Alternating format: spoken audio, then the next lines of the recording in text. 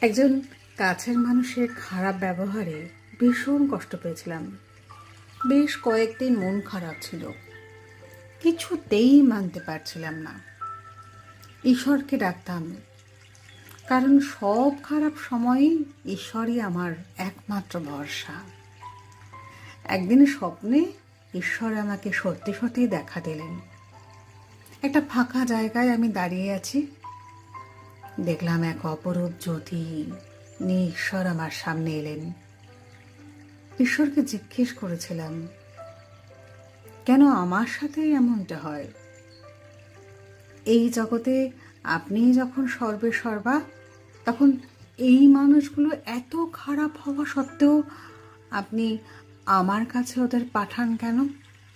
আগে থেকে কেন আপনি এদেরকে চিনিয়ে দেন না?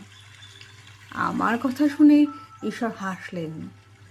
তারপর রঙিন একটা চশমা আমার হাতে দিয়ে বলেছিলেন, এটা রাখ। এই চশমাটা পরলেই চিনতে পারবে কে সত্যিকারের মুখ আর কে মুখোশ। দারুণ খুশি হয়ে চশমা নিয়ে বাড়ি ফিরি। মনে মনে ভাবলাম, মানুষ চিনতে আর ভুল হবে না।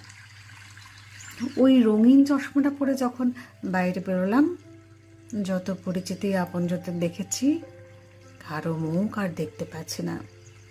দেখছি সব মুখোশ। যত দেখছি ততই অবাক হচ্ছি। ভগবানের কাছে ফিরে গেলাম আবার। আমাকে দেখে বললেন, আবার কি হলো? বললাম, এই চশমাতে তো পরিচিত আপনজনদের মুখটাই মুখোশ হিসেবে দেখছি, শুধুমাত্র বাবা মা আর হাতে গোনা দু একজন ছাড়া। ভগবান বললেন, ভুল কিছু দেখোনি। এই পৃথিবীতে বেশিরভাগ মানুষ মুখোশ পরে বসে বসে আছে। তুমি যদি জেনে যাও এরা সবাই মুখোশ পরা মানুষ, এই পৃথিবীতে তোমার টিকে থাকাটাই কঠিন হয়ে পড়বে। যত কম জানবে ততই ভালো। বেশি জেনে গেলে এই পৃথিবী তোমার কাছে দুর্বিষহ হয়ে উঠবে। গোটা পৃথিবীটাই রুক্ষ হয়ে উঠবে। তাই এই চশমা আমি কাউকে দিই না। তোমার মনের সংশয় কাটানোর জন্যই দিয়েছিলাম।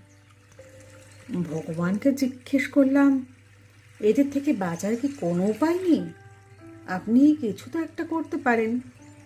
ভগবান বললেন, আমি প্রত্যেকের চোখে একটা অদৃশ্য চশমা দিয়ে রেখেছি, যার নাম বিশ্বাস।